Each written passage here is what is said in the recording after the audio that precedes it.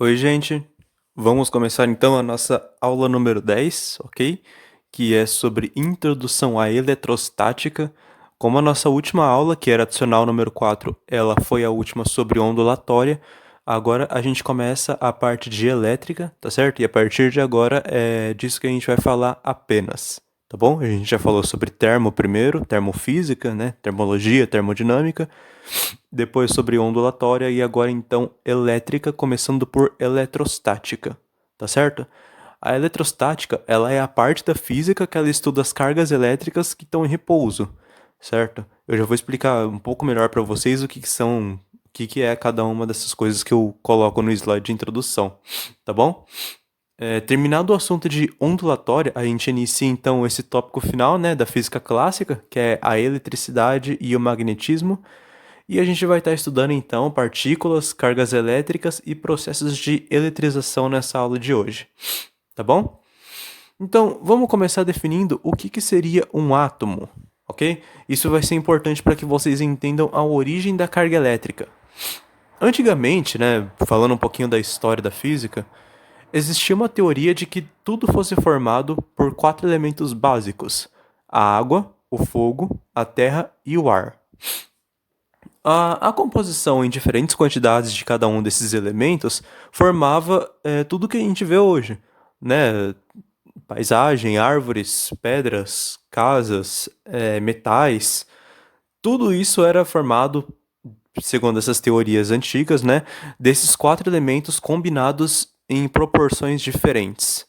Agora, embora essa teoria ela já não seja mais aceita hoje em dia, ela ainda assim serve para definir muito bem o que a gente tem como um elemento. É alguma coisa que compõe toda a matéria que a gente interage hoje, ok? É um pedaço muito pequenininho de matéria, que tem, pelas suas quantidades específicas de partículas, a gente tem as diferenças entre os elementos, entre os metais, entre os compostos orgânicos e assim por diante, ok?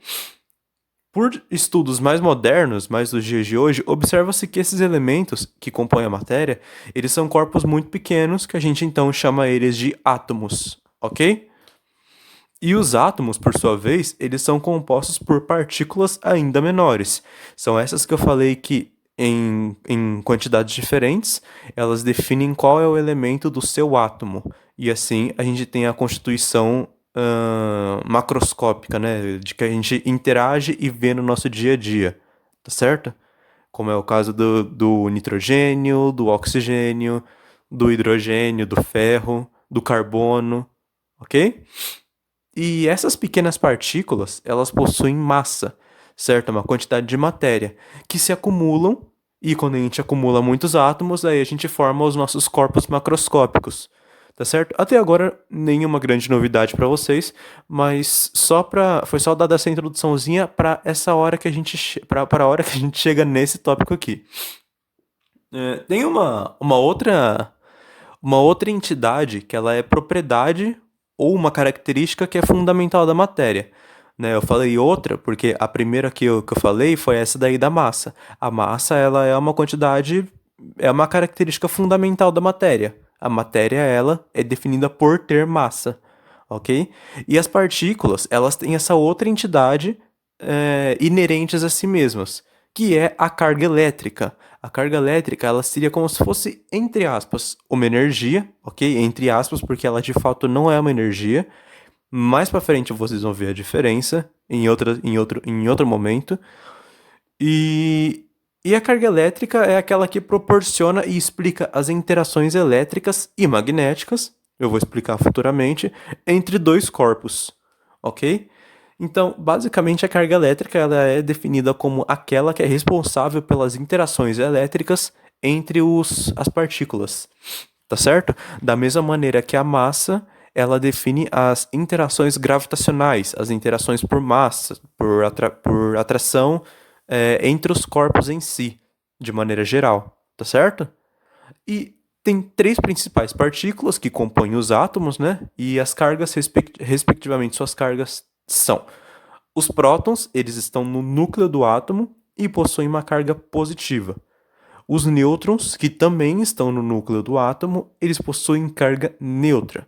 E os elétrons, eles giram ao redor do núcleo e eles possuem carga negativa. Mais pra frente eu vou falar para você, vou falar com vocês com mais detalhes sobre esse tipo de partícula, só que bem mais pra frente. Tá certo? Por enquanto a gente só tá dando essa introduçãozinha aqui de novo só para retomar essas ideias, OK? Inclusive as cargas dessas partículas, mas eu já adianto para vocês que existem muitas outras, mas essas são as principais que a gente estuda e que a física clássica consegue prever, OK? E aí, então, mais ou menos esse modelo de átomo que provavelmente vocês até têm em mente quando a gente fala essa palavra, né? Quando a gente fala átomo, provavelmente vem alguma coisa assim na cabeça de vocês, o que é normal. E, como vocês podem ver aí, tem esse pequeno aglomerado no centro do átomo, né? Que é o núcleo dele, que é composto pelos prótons e pelos nêutrons, e os elétrons são essas bolinhas menores que ficam girando ao redor, ok? A massa do elétron, ela é quase 2.000 vezes menor que a massa do próton, tá? Só para vocês terem uma ideia. E a massa do próton é bem próxima da máxima do nêutron, ok? Então, não é errado dizer que a maior massa do átomo está concentrada no núcleo, ok? É a parte mais densa dele, tá certo? A carga elétrica a carga elétrica de um corpo, né? A gente diz que um corpo ele está carregado negativamente quando o número de elétrons que estão presentes no corpo é muito maior ou maior de maneira geral que o número de prótons, ok? Então, se tem um corpo que ele tem um elétron a mais do que um próton, a mais do que o número de prótons, então ele está carregado negativamente.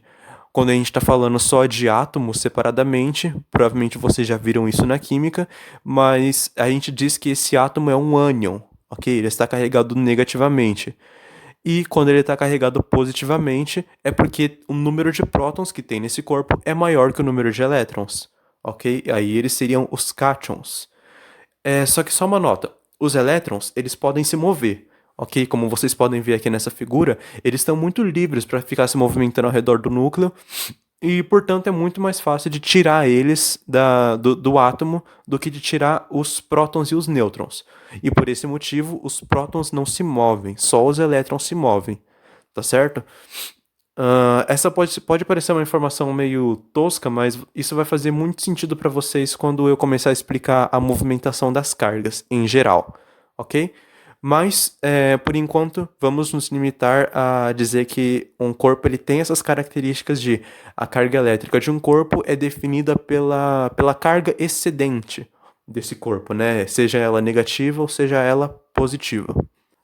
Bom, dito isso, acho que fica um pouco mais fácil até da gente já compreender diretamente como que se comporta a equação da carga elétrica, ok?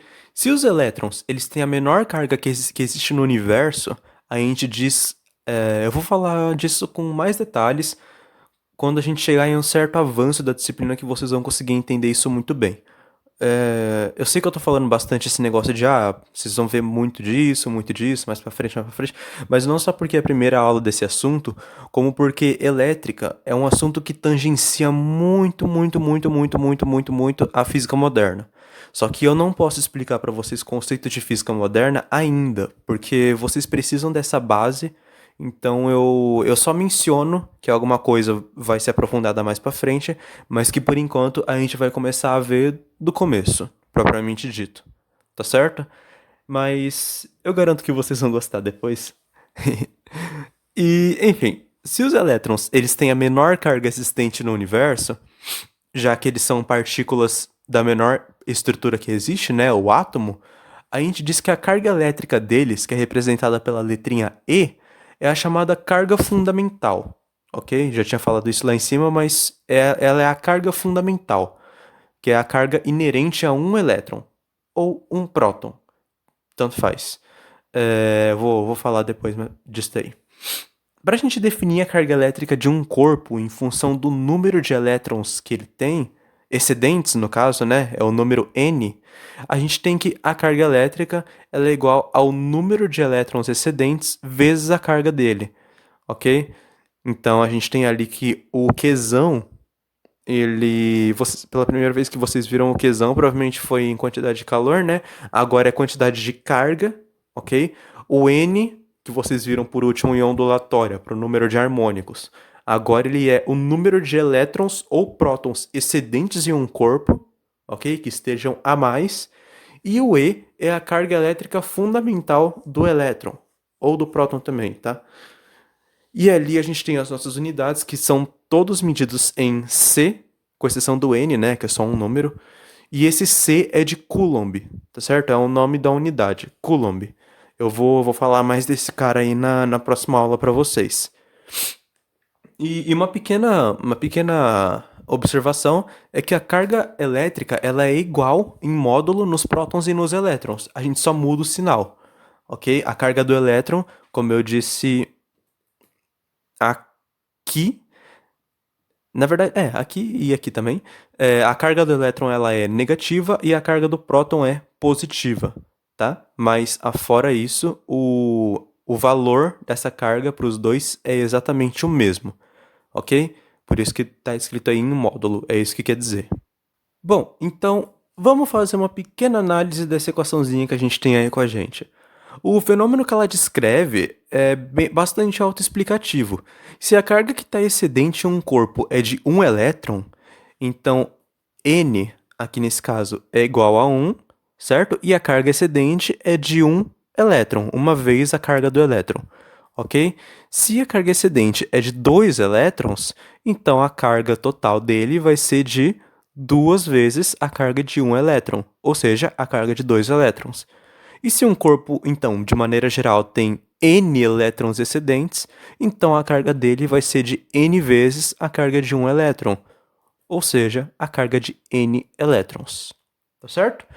E assim, por essa proporcionalidade direta e de primeiro grau, a gente tem que a quantidade de carga é igual ao número de elétrons vezes a carga fundamental. Tá certo?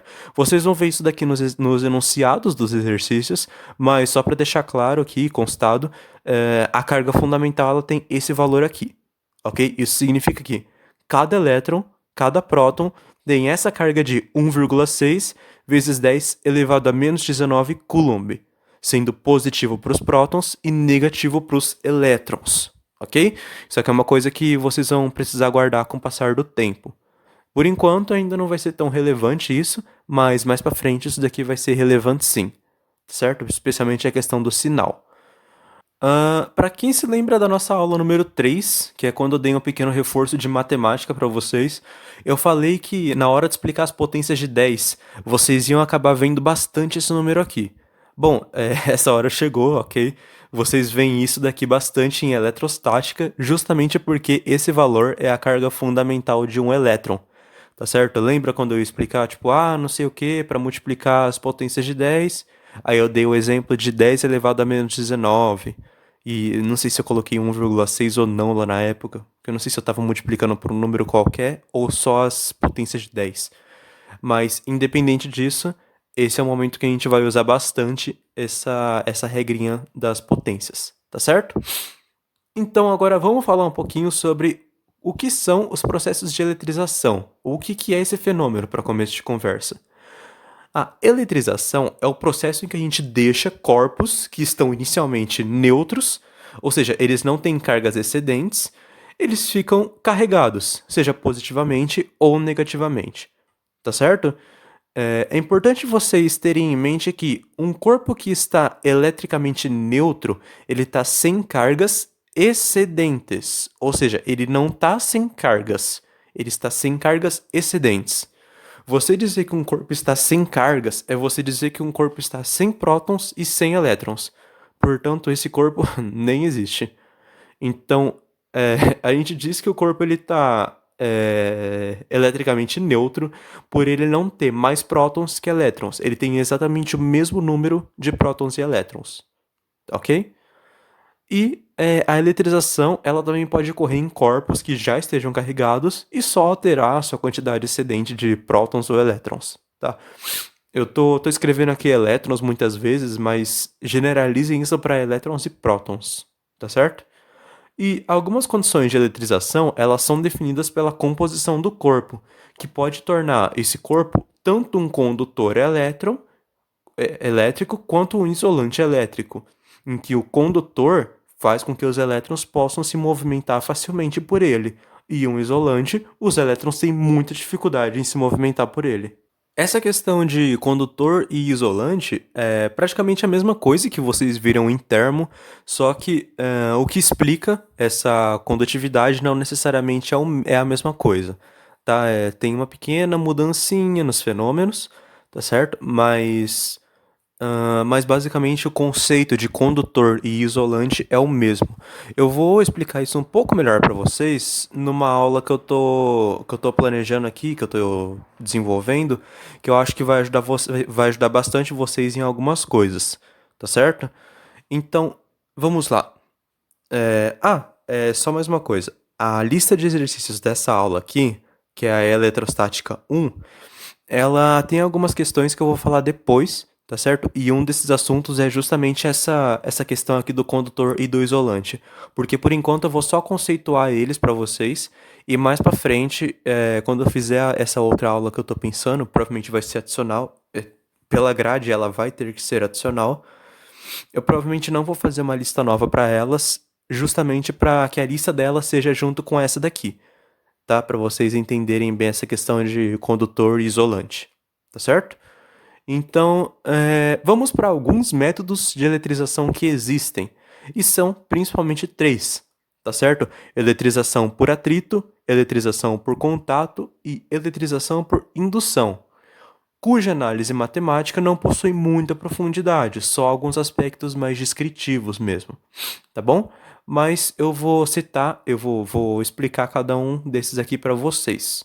Começando pelo atrito, quando a gente esfrega dois objetos um sobre o outro, como no caso um pano de limpeza sobre uma estante, né, de exemplo, parte da energia do movimento que a gente coloca no pano para esfregar a estante, ela é dissipada pelo atrito, certo? Entre as duas superfícies, pela rugosidade das duas superfícies.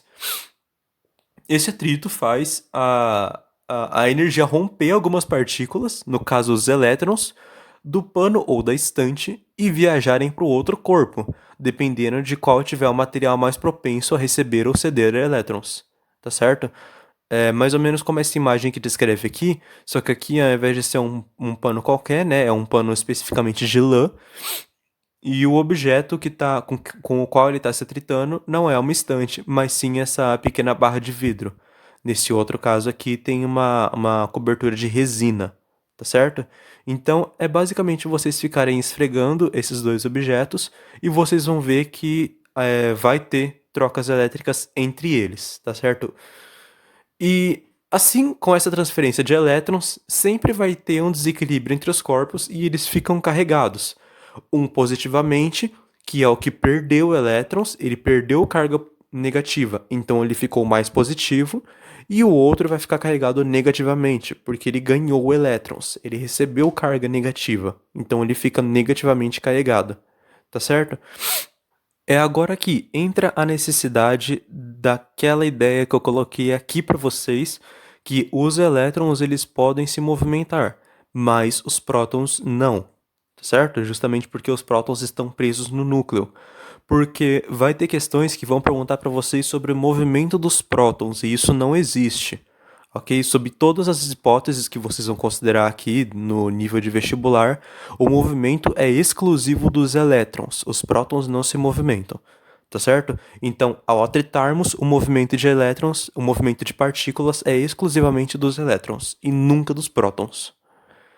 Existe essa pequena tabela aí que ela diz qual tipo de material tende a ficar mais carregado positivamente ou negativamente quando são atritados, ok? Esses que estão mais para cima, eles tendem a ficar carregados positivamente, e esses que estão mais para baixo tendem a ficar carregados negativamente. Ou seja, materiais como a pele humana seca, o couro, a pele de coelho, o vidro, eles tendem a perder elétrons, a ceder elétrons. Ao passo que o vinil, que é o PVC, o silicone e o teflon, eles tendem a receber elétrons, tá certo? E essa é a interpretação da tabela. Materiais que estão mais para cima tendem a ficar carregados positivamente, ceder elétrons, quando atritados.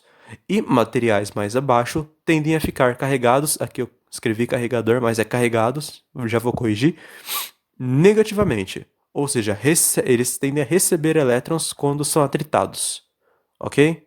Agora, vamos então para outro método de eletrização, que é a eletrização por contato. Quando a gente toca um corpo que está eletrizado em um outro corpo, as suas cargas se misturam. Como vocês podem ver aqui da passagem da figura 1 quer dizer, da esquerda da figura para o meio da figura. Certo? Você tinha um corpo eletrizado, com um excesso de prótons, no caso.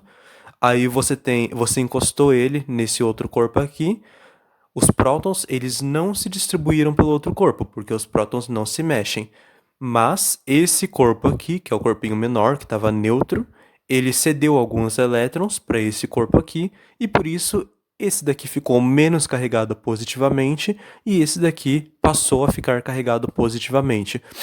Portanto, toda essa carga positiva ao redor dos dois, tá certo?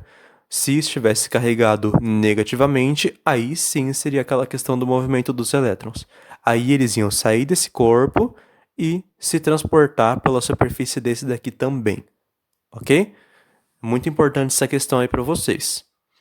E quando a gente separa eles, então, as cargas elas vão estar distribuídas entre os dois corpos, ok?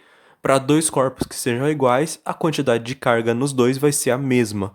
Aqui ela acaba sendo diferente porque um corpo é maior e o outro é menor. Fora que o material que constitui esse corpo, se ele for diferente do material que constitui esse corpo aqui, então também vai ter uma diferença na quantidade de elétrons que vai. Na quantidade de carga, né? Mais especificamente, que vai ficar para cada um. Tá certo? E em caso de corpos iguais, a quantidade de carga final é igual nesse corpo aqui e nesse corpo aqui, supondo que eles sejam idênticos, inclusive em tamanho. É uma coisinha que eu acabei não mencionando, mas é importante falar. Na eletrização por atrito, inicialmente os dois corpos estão neutros, tá certo?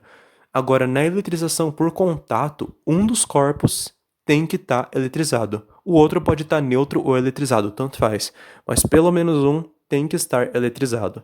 Ao passo que no atrito, os dois geralmente estão neutros. Se eles estiverem eletrizados, vai rolar uma mistura de eletrização por contato com eletrização por atrito.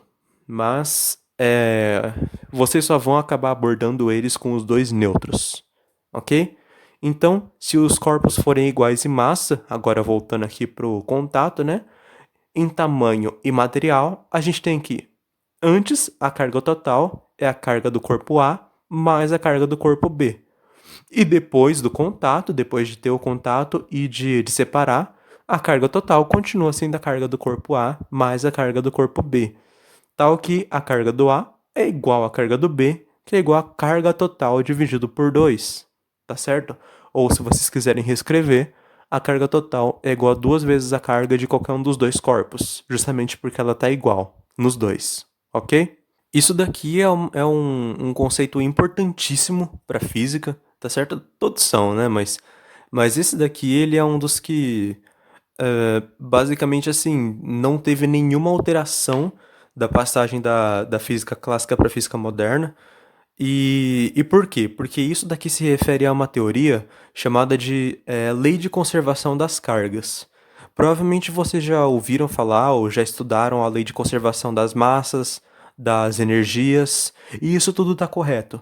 A carga elétrica, como também é uma propriedade fundamental da matéria, ela também se conserva sempre. Então, independente do processo que você faça no seu problema, né, na sua situação problema, você sempre vai ter que a carga total ela não se altera. Vocês podem ver isso aqui, ó. Antes da eletrização por contato, a carga total é a carga de A mais a carga de B. E depois ela continua sendo a carga de A mais a carga de B. Porque a carga não se destruiu, ela não se criou. Ela só se transferiu nesse caso aqui. Ok? Vocês acharam que ia falar que ela se transformou, né? Mas não, isso é energia. A carga elétrica, ela só se transfere. Às vezes ela pode se transformar de um jeito que... Bom, deixa pra explicar isso quando chegar a hora. Mas por enquanto só se transfere. E o último método de eletrização que eu vou falar para vocês é sobre a indução, tá? Já começo dizendo que na indução, que nem na eletrização por contato, você também precisa ter um corpo que esteja inicialmente eletrizado, ok? Então, quando um corpo que está eletrizado negativamente, só para citar um exemplo, ele pode estar eletrizado positivamente também. Ele se aproxima de um corpo que está inicialmente neutro. O corpo neutro ele fica polarizado, ou seja, as suas cargas elas ficam muito bem divididas entre positivas e negativas pelo corpo. Deixa eu ver se no próximo slide. No próximo slide, sim, eu vou explicar isso melhor com uma imagem depois. E como é que vai se dar essa divisão? Agora é uma outra coisa que vai ser importante vocês entenderem de conceito. Vocês podem ver que essa aula ela tem muito mais conceito do que conta, tá? Mas as cargas que têm sinais iguais, elas se repelem, como dois prótons, por exemplo, né? Uma carga positiva e outra carga positiva, ou dois elétrons, uma carga negativa e uma outra carga negativa. Agora, cargas de sinais diferentes, elas se atraem, como um próton, uma carga positiva, e um elétron, uma carga negativa. Tá certo? E é assim que a gente consegue definir como que se dá essa polarização do corpo que inicialmente estava neutro. Eu vou usar essa imagem aqui de exemplo para mostrar para vocês.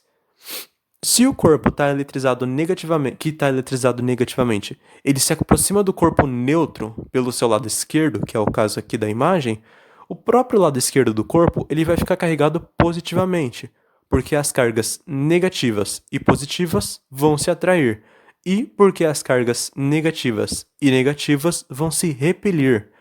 Assim, o lado direito, que é o que está mais longe do corpo eletrizado, ele vai ficar carregado negativamente e o lado esquerdo vai ficar carregado positivamente, tá certo? É só por isso que eu dei esse exemplo aqui de, inicialmente estava carregado negativamente. Porque se eu ficasse falando o tempo todo, negativamente, positivamente, ia confundir. Então, eu só dei um exemplo, depois vocês podem fazer a analogia contrária, porque ela é válida, ok? Se aqui fosse positivo, aqui ia ficar positivo também e aqui negativo, tá certo? Eu só dei esse exemplo aqui para ficar mais encaminhativo, ok? E é assim que se dá a eletrização por indução. Primeiro a gente polarizou e... ainda tem mais uma etapa. Beleza, por enquanto a indução está sendo isso daqui. Só que notem uma coisa, o corpo que ele estava eletricamente neutro, ele continua neutro. Ele ainda não está eletrizado, ok? Ele está polarizado, mas não eletrizado, ok? E mais uma vez aqui, só para vocês atentarem para aquela questão de que quem se movimentou para perto não foram as cargas positivas, tá certo? Foram as cargas negativas que se movimentaram mais para longe, ok? Justamente porque cargas positivas não se movem, tá certo? Bom, então a gente tinha aquela situação em que o corpo, ele, no final das contas, ficou polarizado, mas não eletrizado. Não ainda, pelo menos. Agora, essa polarização ela vai se desfazer se a gente afastar o corpo eletrizado mais uma vez. E aí o neutro ele vai voltar a ser neutro. Na verdade, ele nunca deixou de ser neutro, mas ele vai voltar a ficar muito bem misturadinho aqui, as cargas elétricas positivas e negativas. Agora, como que a gente mantém essa eletrização? Essa que é a nossa questão aqui. A gente pode dizer que em um corpo polarizado, que está tendo um excesso de cargas em algumas partes do corpo, né? No caso aqui, o lado direito está carregado positivamente e o lado direito negativamente, apesar desse corpo total A mais B ainda estar neutro, esse acúmulo ele pode acabar gerando uma descarga elétrica. Uma descarga elétrica é o que a gente chama de, na física, é nada mais que o movimento das cargas, tá certo? E às vezes, no nosso cotidiano, a gente quer provocar essa descarga, só que no lugar certo. Em que situação que a gente tem essa preocupação? Né? Como, por exemplo, na hora de instalar um chuveiro elétrico, a gente tem que ter cuidado que o chuveiro ele tem que estar bem aterrado, certo? Ele tem que ter um fio que é o chamado fio terra, que ele tem que estar conectado no lugar certo, que é para que aquele fio ele possa conduzir cargas elétricas excedentes e elas não vão parar nem na água e nem nos outros componentes do chuveiro. Evita que queime, Evita que o ganchinho de girar fique eletrizado, né? Às vezes a gente toma um choquinho quando encosta no gancho do chuveiro. Por questões assim. E para isso, para evitar que essas situações ocorram, que existe o fio terra, né? O processo de aterramento, ele é justamente para esse tipo de situação. Então, se a gente aterra o corpo neutro, né? A gente conecta esse corpo neutro a um terceiro corpo, que geralmente está neutro também, então ele vai poder trocar cargas com esse terceiro corpo, já que elas estão muito bem divididas, né? Elas estão muito bem definidas aqui, positiva, negativa. E nesse exemplo aqui, a gente expulsa os elétrons pelo lado direito por causa da repulsão, certo? E depois que a gente desfaz o aterramento, a gente conecta aqui, beleza? Aqui a gente polariza, aí aqui a gente conecta o corpo em um lugar que vai ser o aterramento. Por causa dessa força de repulsão entre as cargas negativas, os elétrons eles vão se movimentar aqui por esse fio e ir para esse lugar de aterramento, ok? Vai para, entre aspas, para a Terra, tá? Não necessariamente é a Terra, mas é daí que veio o nome. E depois que a gente expulsa eles, a gente pode desfazer o aterramento, ou seja, cortar esse fio aqui, cortar essa ligação desse corpo com esse terceiro corpo aqui, que tá, seria a Terra, né? E aí o que acontece? No final das contas, a gente vai ter que as cargas resultantes desse corpo que estava neutro, agora elas têm um certo sinal. Agora, nesse caso aqui, é um sinal positivo, ok? Justamente porque a gente expulsou as cargas negativas com a repulsão do corpo eletrizado negativamente aqui na nossa mão. Beleza? A gente expulsou eles pelo fio terra, ok? Ou seja, na indução, quando tiver eletrização, né, que é o aterramento, sem o aterramento só tem polarização, o sinal da carga final do corpo induzido, que é o que estava inicialmente neutro, ele vai ser um sinal oposto ao do corpo indutor, que é o que estava inicialmente carregado. Tudo certo?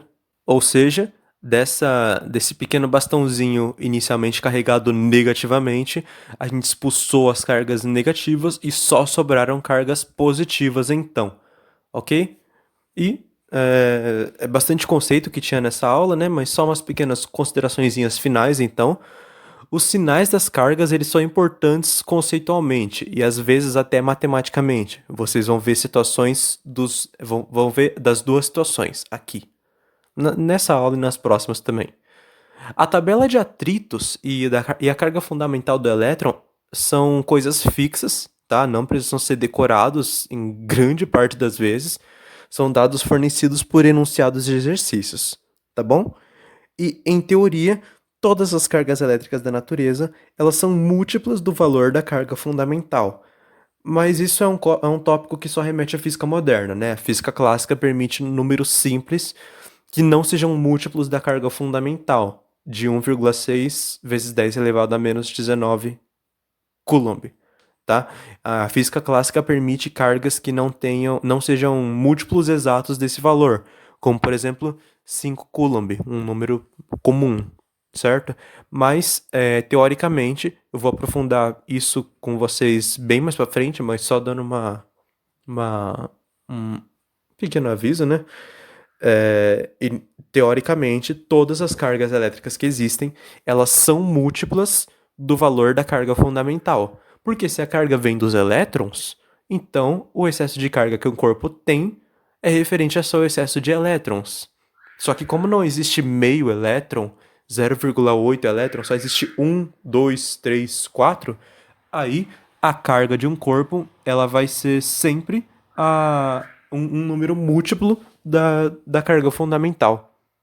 Ok? Se vocês não compreenderam isso ainda, fiquem tranquilos que mais pra frente eu vou aprofundar isso. Tá bem?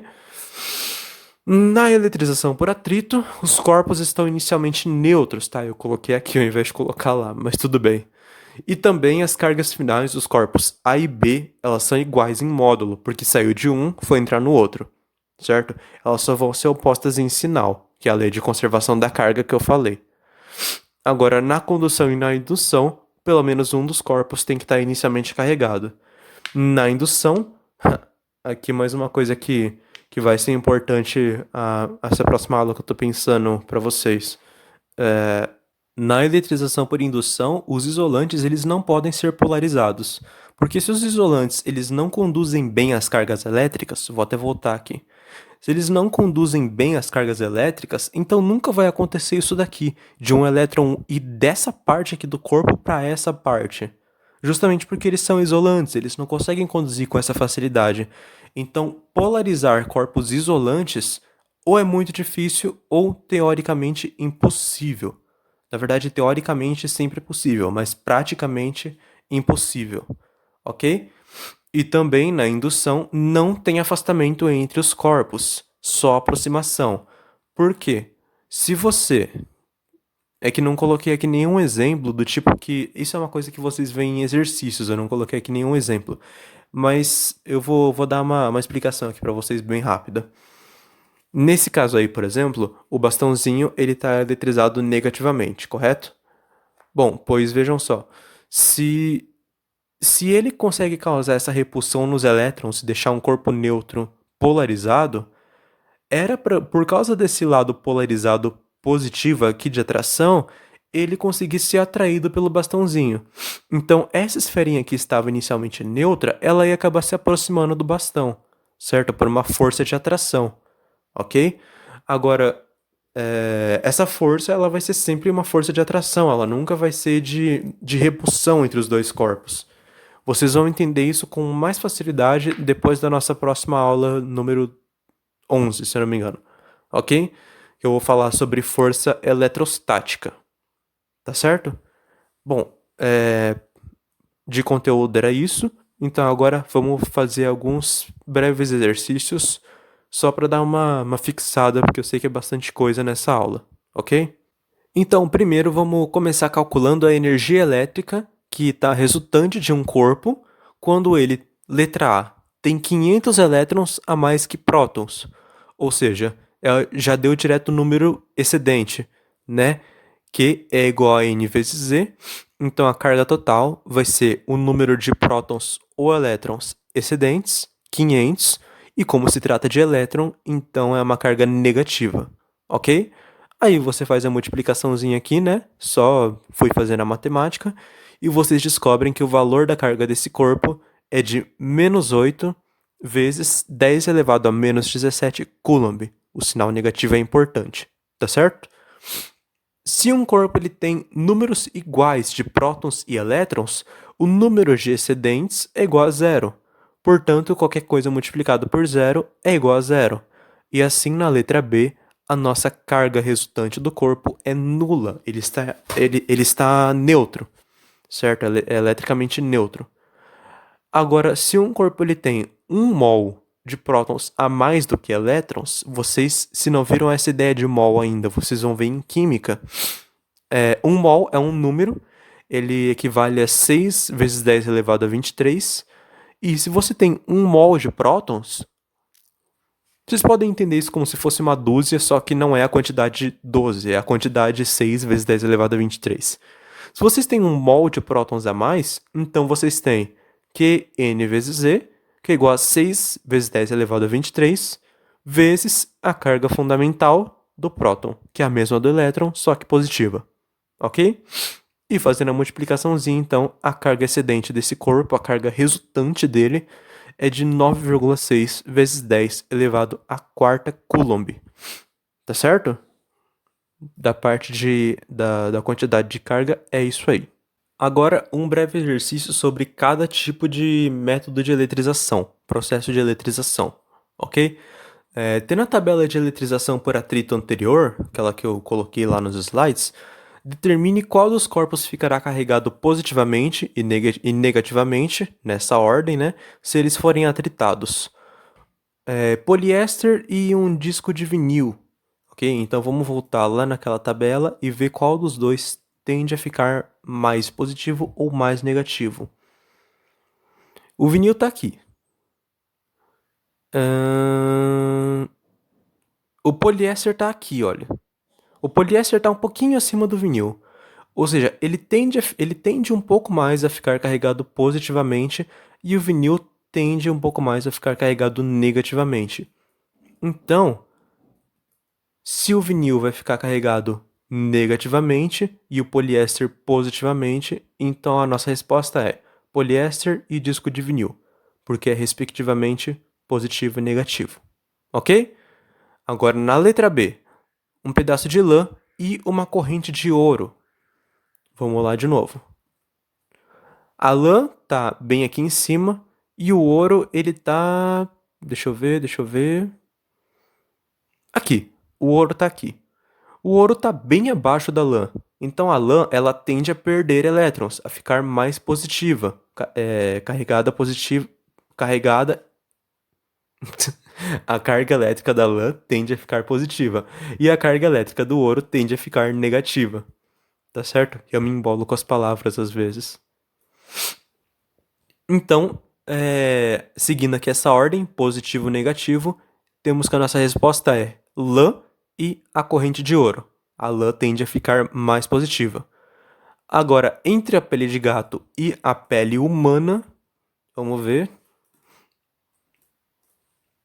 A pele humana tá aqui, tá bem no topo, né, no caso. E a pele de gato tá aqui um pouquinho abaixo. Ela tá um pouco mais abaixo, ela tende a ficar carregada negativamente. A pele humana seca, ela tende a ficar carregada positivamente. Então a nossa resposta é que, naquela ordem, a pele humana fica carregada positivamente e a pele de gato negativamente. Tá certo? E aqui então, nesse pequeno exercício de eletrização por contato, esse é um tipo de exercício que vocês vão ver bastante, ok? Então, esse daqui eu imagino que seja um bom exemplo para vocês. Mas assim, tem 3 esferas idênticas e elas são colocadas em cima de uma mesa. Quando a gente pega a primeira esfera e carrega ela com 20 Coulomb, a gente encosta essa esfera na esfera do meio, que inicialmente está neutra. Aí a gente separa as duas e depois a gente encosta a primeira na terceira, que inicialmente está com menos 4 Coulomb. Depois de separar as duas, qual será a carga resultante ou final de cada uma das esferas? Vejam só, nesse enunciado a gente seguiu uma etapa de processos. Primeiro, a esferinha 1 encostou com a esferinha 2, daí elas se separaram. Daí depois, a esferinha 1 encostou com a esferinha 3, e aí elas se separaram.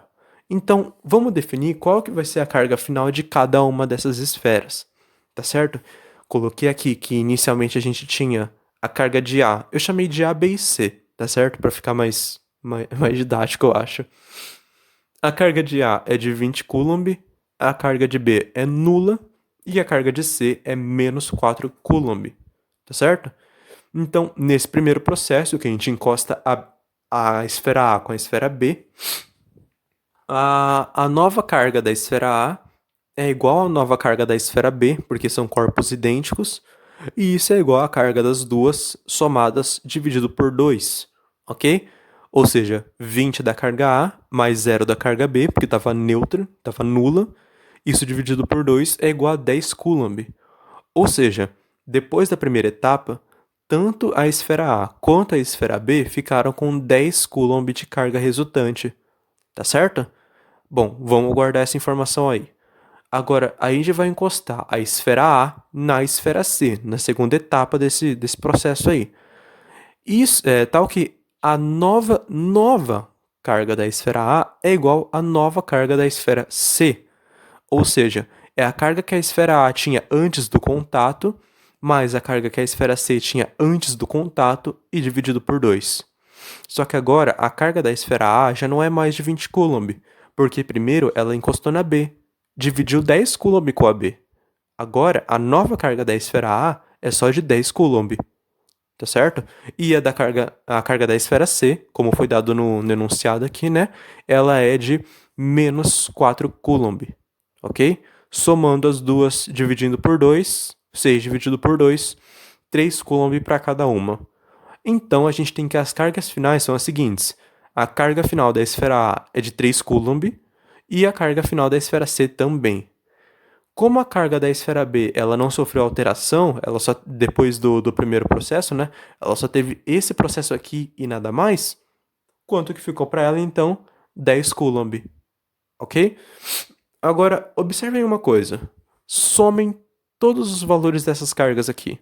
3, 3 e 10. Ok? Dá 16 Coulomb ao total.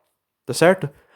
Pela lei de conservação das cargas, que elas nunca se destroem ou se criam, a soma das cargas no estado inicial ela deve ser sempre igual à soma das cargas no estado final.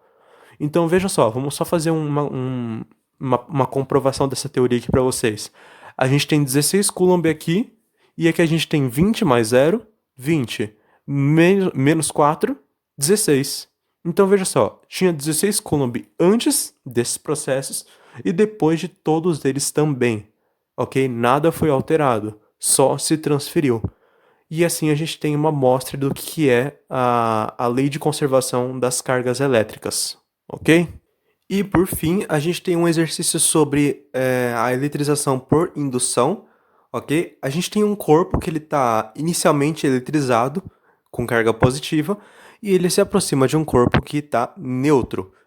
Qual vai ser o sinal da carga resultante do corpo neutro se a gente aproxima o indutor sem tocar ele?